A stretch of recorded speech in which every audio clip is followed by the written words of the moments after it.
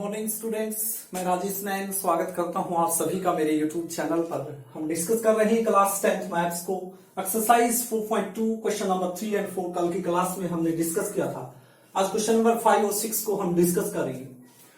Question number 5 है, वो कह रहा है कि the altitude of A right triangle is 7 centimetre less than it's base if the hypotenuse is 13 centimetre, find the other two sides. वो कहता है कि एक ट्रायंगल है, ट्रायंगल क्या होती है, 3 साइड को क्लोज करते हैं तो एक ट्रायंगल बनता है। वो ट्रायंगल उसने बोला है कि वो राइट एंगल है, इट मींस 90 डिग्री का एंगल है उसके अंदर, जो उसका एल्टीट्यूड है। इट मींस इसका मतलब है क्या है, हाइट यानी परपेंडिकुलर। जो परपेंडिकुलर एल्टीट्यूड है, यानी कि हिंदी में यदि बात करें तो हम बोल सकते हैं इसको ऊंचाई। जो ऊंचाई है वो 7 सेंटीमीटर लेस है। लेस मीन्स क्या है, कम, देन इट्स बेस। बेस से 7 सेंटीमीटर एल्टीट्यूड कम है, ट्रायंगल है राइट एंगल, और कहता है कि जो हाइपोटेन्यूज है वो 13 का है। तो आपने अदर टू साइड्स बतानी है। अब जिस बच्चे को राइट एंगल ट्रायंगल की नॉलेज है, राइट एंगल ट्रायंगल कैसा होता है, जिसमें 90 डिग्री का क्या होता है, एंगल होता है। तो मान के चलिए ये क्या होगा, बेस, ये क्या होगा, एल्टीट्यूड, और ये क्या होगा आपका हाइपोटेन्यूज। 90 डिग्री का एंगल होगा तो हम इसको बोल सकते हैं ये क्या है, एक राइट एंगल ट्रायंगल है, यहां 90 डिग्री का एंगल बना हुआ है। तो जो एल्टीट्यूड है, यानी कि ये जो चीज है राइट एंगल ट्रायंगल की, इस ट्रायंगल की 7 सेंटीमीटर लेस है बेस से, इससे ये 7 कम है। बेस से 7 कम जा रहा है। यदि बेस मान के चलो 10 आया तो इससे 7 कम आएगा एल्टीट्यूड, यानी कि क्या होगा, 3 होगा। इसी टाइप से हाइपोटेन्यूज वो खुद ही बोल रहा है कि ये कितना है, 13 सेंटीमीटर। ठीक है, तो आपने ये दोनों साइड बतानी है कि बेस क्या है और एल्टीट्यूड क्या है। तो किस टाइप से हम इसको बताएंगे, हम सपोज करेंगे, या तो आप बेस को सपोज कर लो या आप एल्टीट्यूड को कर लो। एक को सपोज करना पड़ेगा, दूसरा ऑटोमेटिक अकॉर्डिंग टू दिस होगा। तो हम क्या करते हैं, मान के चलते हैं let the base of right angle triangle, या हाइपोटेन्यूज या इनका एल्टीट्यूड भी मान सकते हो आप। Let the base of right angle triangle, जो ट्रायंगल का बेस है वो क्या मान लेंगे, हम मान लेंगे वो x सेंटीमीटर का है। आपका ये जो बेस है ये x सेंटीमीटर का है।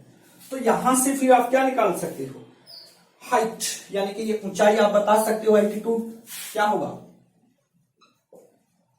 जो एल्टीट्यूड होगा इस बेस से 7 कम होगा।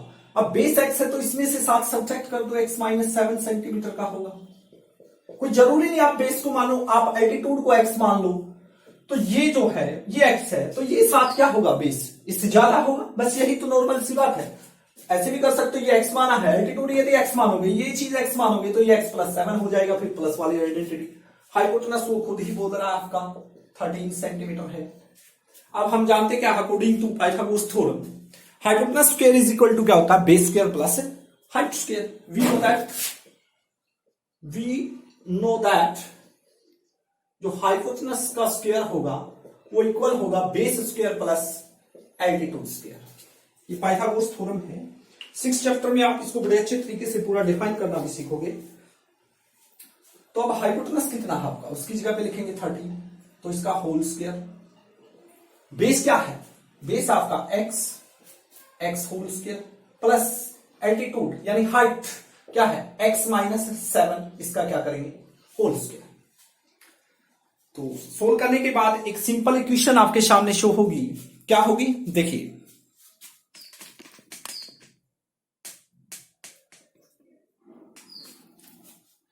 यहां पर सिंपल फॉर्मूला यूज हो रहा है x minus y whole square का। क्या होता है, x square plus y square minus 2xy। तो 13 का स्क्वायर करेंगे तो क्या होगा, 13 मल्टीप्लाई 30 यानी 169 इज इक्वल टू एक्स का स्क्वायर प्लस, यहां पर फॉर्मूला यूज कीजिए x minus y whole square, x square यानी कि x क्या है आपका, आप ये भी लिख सकते हो ऐसे, x की वैल्यू क्या है, x ही है, और y की वैल्यू क्या है, 7 है। सेम साइन सेम फॉर्मूले के अंदर है तो प्लस के साइन ही काउंट होंगे। फॉर्मूले के अंदर x square plus y square minus 2xy, x की वैल्यू क्या लिखनी है, x ही लिखनी है, इसका क्या करना है, स्क्वायर करना है, प्लस y की वैल्यू क्या है, 7 है तो 7 का होल स्क्वायर करना है, माइनस 2 मल्टीप्लाई एक्स की वैल्यू क्या है, x ही है, और y की वैल्यू क्या है, 7 है। तो हम इसको सोल्व करेंगे। तो 169 is equal to x square plus 7 का स्क्वायर क्या होगा, 49 माइनस 7 टू जा 14x। तो x square plus x square से क्या हो गया आपका 2x स्क्वायर, माइनस का क्या है 14x और प्लस का क्या है 49। हम इनको क्या करते हैं, इक्वेशन में equal to 0, general form of quadratic equation क्या होती है, आप सभी को पता है क्या होगा। जनरल फॉर्म यदि मैं लिखूं तो ax square plus bx plus c equal to 0, ये general form of quadratic equation होता है। तो इसके अकॉर्डिंग मैं लिखूंगा तो क्या होगा मेरा, देखिए 169 हम लेफ्ट से राइट साइड लेके जाते हैं तो इधर क्या रह गया आपका 0 रह गया, क्या रह गया 0, equal 2x square minus 14x plus 49, और ये 169 किस चीज का हो जाएगा, लेफ्ट से राइट माइनस का, तो माइनस 169, तो 0 is equal to 2x square minus 14x, तो यहां पर आपका कितना बचेगा माइनस 120। ठीक है, इस टाइप से बचेगा आपका। अब आप देख रहे हैं सभी 2 से डिवाइड हो रहे हैं तो आप डिवाइड कर सकते हो सभी को 2 से, लेफ्ट और राइट साइड। तो 0 को 2 से 0 इज इक्वल टू 2 से 2 कैंसल, एक्स स्क्वायर 2 पे 7 माइनस का 7x माइनस का 60, तो आपके पास एक सिंपल इक्वेशन आ चुकी है। इसको आप ऐसे भी लिख सकते हो, x square minus 7x minus 60 equal to 0, same ऐसे लिख सकते हैं। तो आपको फैक्टर होनी चाहिए पता मालूम, तो क्या फैक्टर बनेंगे, नॉर्मल है तो बिल्कुल, बहुत से क्वेश्चन आ चुके हैं। मैं बोलूं कि एक्स स्क्वायर यदि मैं 12x माइनस का लूं और प्लस का 5x लूं, तो 12x माइनस का प्लस 5x, तो मेरा 7x बचेगा माइनस का, और माइनस का यदि मैं मल्टीप्लाई करूंगा तो क्या आएगी मेरी माइनस 60 आएगी। तो फर्स्ट 2 से क्या कॉमन आ रहा है x, तो क्या बचेगा x माइनस 12, यहां पर क्या है प्लस 5 कॉमन, x माइनस 12, तो x माइनस 12 देखिए यहां भी है और यहां भी, तो x माइनस 12 हम कॉमन ले लेते हैं तो क्या बचेगा x प्लस 5, तो x minus 12 is equal to क्या है 0, क्योंकि इक्वल टू क्या है 0 है, क्योंकि ये क्वाड्रेटिक इक्वेशन है तो इक्वल टू 0, तो x माइनस 12 इक्वल टू क्या आ चुका है 0 आ चुका है। और दूसरा क्या आएगा, रूट्स निकल रही है, x प्लस 5 किसके इक्वल लिख सकते हो आप 0 के, तो यहां से क्या आ गया x की वैल्यू 12 आ चुकी है, और यहां से x की वैल्यू क्या आएगी माइनस 5, आपके पास x की वैल्यू आ चुकी है, 2 वैल्यू आई है आपके पास x की, एक 12 एक माइनस 5, ये क्या हो जाएगी इम्पॉसिबल हो जाएगी। क्यों, क्योंकि side can not be negative, side कभी भी क्या नहीं होगी, नेगेटिव काउंट नहीं होगी, कुछ ना कुछ इसकी लेंथ तो होगी, जैसे कि x की वैल्यू, जैसे कि क्या दे रहा -5, क्या ये -5 सेंटीमीटर, इसकी कुछ तो लेंथ है, माइनस में तो नहीं है, तो इस टाइप से ये चीज इंपॉसिबल है। तो x की वैल्यू आ गई 12, तो बेस आ गया आपका 12, और जो एल्टीट्यूड होगा वो क्या आ गया आपका 12 माइनस कितना कम था 7 कम था 7, तो क्या आ जाएगा 5, तो यही हमने निकालना था। तो ये तो आंसर आ गया अपना x is equal to 12 centimetre, लिख देंगे नीचे। राइट एंगल ट्रायंगल का जो बेस है वो 12 का होगा, और जो उसका एल्टीट्यूड है वो कितने का होगा 5 सेंटीमीटर। तो इस टाइप से आपने इस क्वेश्चन को सोल्व करना है। आशा करता हूं कि आपको क्वेश्चन अच्छे से समझ आ गया होगा। नेक्स्ट क्वेश्चन की ओर बढ़ते हैं। क्वेश्चन नंबर 6, स्टेटमेंट आपके सामने है, आप देखिए। वो कहता है कि a cottage industry produce a certain number of poetry article in a day. It was observed on a particular day that the cost of production of each article in rupees was see more than twice the number of article produced on that day. If the total cost of production on that day was rupees 90, find the number of article produced and the cost of each article. क्या कहता है, एक कुटीर उद्योग है, cottage industry है, वो produce कर रही है, कुछ बना रही है, क्या नंबर ऑफ पोएट्री आर्टिकल, कुछ सामान बना रही है वो, किसमें, एक डे के अंदर, एक दिन में कुछ सामान बनाया गया है कुटीर उद्योग के द्वारा। ऑब्जर्व किया गया, इट वॉज ऑब्जर्व करना, देखा गया कि ऑन ए पर्टिकुलर डे, एक पर्टिकुलर डे में, एक दिन देखा गया, ऑब्जर्व किया गया कि द कॉस्ट ऑफ प्रोडक्शन, जो कॉस्ट हो रही है, जो लागत हो रही है किसके ऊपर, जो भी आप निर्माण कर रहे हैं, प्रोडक्शन कर रहे हैं, कॉस्ट जो उसकी है ऑफ ईच आर्टिकल, यानी प्रत्येक आर्टिकल की जो कॉस्ट है, जो भी चीजें वहां पर बन रही है, कुछ भी खिलौने बन रही है या कोई भी चीज बन रही है, उसकी जो कॉस्ट है, it was observed on a particular day, एक पर्टिकुलर डे के अंदर ऑब्जर्व किया गया कि the cost of production of each article, प्रत्येक आर्टिकल यानी एक आर्टिकल की कॉस्ट जो वाज 3 मोर, 3 ज्यादा, देन किससे, twice the number of article produce on that day. ये लाइन बड़ी ही इंपॉर्टेंट है, इसको समझना है। क्या कह रहा वो कह रहा है कि एक कॉस्ट थी जो आर्टिकल की, एक दिन में देखा गया कि एक आर्टिकल की जो लागत आ रही थी, बनाने में जो खर्चा आ रहा था, वो कितना आ रहा था, वो आ रहा था भाई 3 ज्यादा, किससे, twice the number of article produce on that day.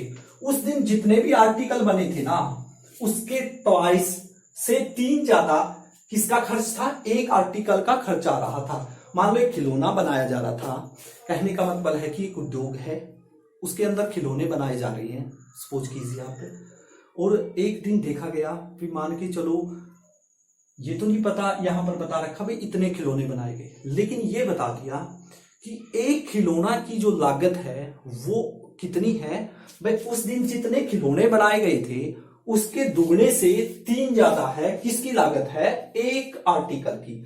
और it was total cost of production on that day was ₹90। और जो टोटल खर्चा आया उस दिन, भाई जितने भी खिलौने बनाए गए थे उन पर जो टोटल खर्चा था वो कितना था, ₹90 था।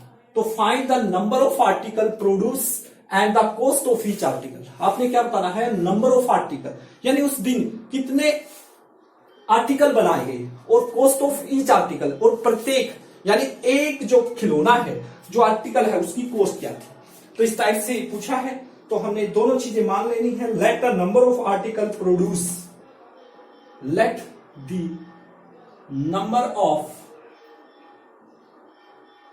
Article produce on particular day, मान लेंगे कितने उस दिन आर्टिकल बनाए गए, मान लेंगे उस दिन X आर्टिकल आपके बनाए गए, और कॉस्ट ऑफ 1 आर्टिकल मान लेंगे, यही तो पूछा है, and cost of each article. एक तो ये the number of article produce, तो let the number of article produce on particular day X, और कॉस्ट ऑफ 1 आर्टिकल,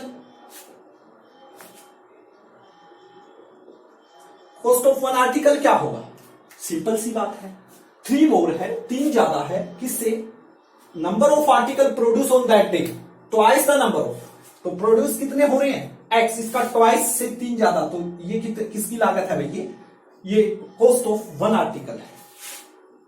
अब वो उसने एक और चीज कह रखी है, वो कहता है कि जो टोटल कॉस्ट है वो कितने रुपीज है, वो बोला कि टोटल रुपए लगे उस दिन 90। अब आपके सामने है, यदि आपने इतना कैच कर लिया है तो आप इक्वेशन आप खुद बना सकते हैं, आगे बिल्कुल इजी क्वेश्चन है। कैसे, क्या बोला उसने, भाई आर्टिकल जो प्रोड्यूस हुए उस दिन वो थे X आर्टिकल, और एक आर्टिकल पर जो कॉस्ट हो रही है वो है इतने रुपए। तो नॉर्मल सी बात है, ये एक आर्टिकल की कॉस्ट है, आर्टिकल कितने हैं, X है, तो यदि मैं X आर्टिकल की एक आर्टिकल की कॉस्ट से मल्टीप्लाई कर दूंगा तो मेरे पास टोटल कॉस्ट आ जाएगी उस दिन की, अकॉर्डिंग टू क्वेश्चन। बस यही तो बोला है उसने, अकॉर्डिंग टू क्वेश्चन। क्या भाई, एक आर्टिकल 2X प्लस 3 रुपए का खर्चा लेता है, और आर्टिकल उस दिन बन रही है X, तो X से यदि मैं इसकी मल्टीप्लाई कर दूं तो मेरे पास टोटल कॉस्ट आ गई, और टोटल कॉस्ट वो खुद भी बोल रहा है कितनी है, 90। टोटल कॉस्ट कितनी बोल रहा है वो खुद, 90। तो अब हमारा बिल्कुल इजी हो गया क्वेश्चन। मल्टीप्लाई करो X की 2X से, 2X स्क्वायर प्लस X की 3 से 3X, 90 इधर आके माइनस का इक्वल टू 0। अब आपने इसके फैक्टर कर लिए, क्वाड्रेटिक फॉर्मूला से कर सकते हैं, यदि आप नहीं करना चाहते तो वैल्यू ऑफ A क्या है, 2 है, वैल्यू ऑफ B क्या है, 3 है, वैल्यू ऑफ C क्या है, -90। A और C की मल्टीप्लाई करो, 2 मल्टीप्लाई -90 इक्वल टू क्या होगा, -80, और B की वैल्यू क्या है, 3 है, तो आपने क्या करना है, मल्टीप्लाई तो आनी चाहिए -180, और उनको ऐड या सब्ट्रैक्ट जब हम करें, ऐड करें या सब्ट्रैक्ट करें, तो उन दोनों नंबर का जो सम है वो आना चाहिए प्लस का 3। तो नॉर्मल सी बात है, आपने सोचना पड़ेगा। तो मैं आपको बता देता हूं, याद रखना है 15 की यदि मैं 12 से मल्टीप्लाई करता हूं तो मेरी 180 जाएगी, ठीक है। 180 चाहिए मुझे माइनस की, तो इन दोनों में से एक नंबर क्या होगा, या तो ये माइनस का होगा या ये प्लस का होगा। तो लेकिन यहां से पता लगेगा, प्लस का 3 बचना चाहिए, तो बड़े वाला प्लस का होगा और छोटे वाला माइनस का होगा, तो -180 आ जाएगा। और 15 - 12 क्या होगा आपका, 3 फैक्टर आ चुके हैं। 2x² प्लस का 15x माइनस का 12x माइनस 90। तो कॉमन लेते हैं, क्या कॉमन आ चुका है, x कॉमन, तो 2x प्लस 15, ठीक है। और यहां पर क्या चीज कॉमन आ रही है, आप देखिए यहां पर क्या चीज कॉमन आ रही है, ये 6 से डिवाइड, एक तो माइनस का साइन कॉमन है, 6 से डिवाइड हो रहे हैं क्योंकि सेम नंबर यहीं पर है वही आएगा। 2x और माइनस मल्टीप्लाई माइनस प्लस, और इसको 90 को 6 से डिवाइड करोगे तो क्या आएगा आपका 15, ठीक है। अब आप देखोगे ध्यान से, 2x प्लस 15 दोनों टर्म्स में आ रहा है, ये कॉमन हम ले सकते हैं। तो 2x प्लस 15 हम कॉमन लेते हैं तो हमारा क्या बचेगा, x माइनस 6। तो 2x प्लस 15 ये इक्वल टू किसके होगा, 0, क्योंकि क्वाड्रेटिक इक्वेशन है, इक्वल टू 0 हो गया। तो इस टाइप से अब हम क्या कर सकते हैं, 2x minus plus 15 equal to किसके होगा, 0 के। 2x इक्वल टू -15, x की वैल्यू क्या है, -15 डिवाइड बाई 2, -15 डिवाइड बाई 2, और एक x की वैल्यू क्या आएगी, x माइनस 6 इक्वल टू 0, तो x की वैल्यू क्या आएगी, 6। अब यहां पर आपने देखना है कि x की 2 वैल्यूज आई हैं, कौन सी वैल्यू सही बैठेगी। यहां पर कहता है क्या x की क्या वैल्यू है, भाई आर्टिकल जो प्रोड्यूस हुए थे उस दिन x आर्टिकल थे, क्या उस दिन -15/2 आर्टिकल हुए थे, ये तो क्या हो गया, इम्पॉसिबल, क्योंकि माइनस में कभी नहीं होगा, कुछ ना कुछ तो बना है, माइनस में तो हो ही नहीं सकता। तो x की वैल्यू क्या आई, 6, यानी कि टोटल आर्टिकल कितने आ गए आपके, 6। और कॉस्ट ऑफ 1 आर्टिकल क्या आएगी, कॉस्ट ऑफ 1 आर्टिकल, एक आर्टिकल की जो कॉस्ट होगी वो क्या है, 2x प्लस 3, यानी 2 मल्टीप्लाई x की वैल्यू क्या है, 6 प्लस 3, तो 6 to the 12 प्लस 5 3 क्या होगा, 15 रुपीज। तो उस दिन 6 आर्टिकल बने थे और एक आर्टिकल की जो कॉस्ट थी वो कितने रुपए थी, 15 रुपए थी। अब आप करके भी देख सकते हो, टोटल कॉस्ट वो 90 कह रहा है, तो एक आर्टिकल 15 रुपए में बनता है, तो 6 आर्टिकल कितने में बनेंगे, 90 में। तो इसका मतलब आपका क्वेश्चन क्या है, बिल्कुल राइट है। तो इस टाइप से आपने क्वेश्चन को करना है। तो आशा करता हूं कि आपको ये क्वेश्चन समझ में आ गए होंगे। तो आप इनका प्रैक्टिस कीजिए, और कहीं पर कोई भी यदि आपको प्रॉब्लम आती है, सेम टू सेम ऐसा ही एक्सरसाइज में एक एग्जाम्पल है, ऐसा कैसा वो आपने ट्राई करना है। यदि वो नहीं आता है तो आप कमेंट कीजिए मुझे, प्लीज मेरे चैनल को लाइक और सब्सक्राइब कीजिए। Thank you very much.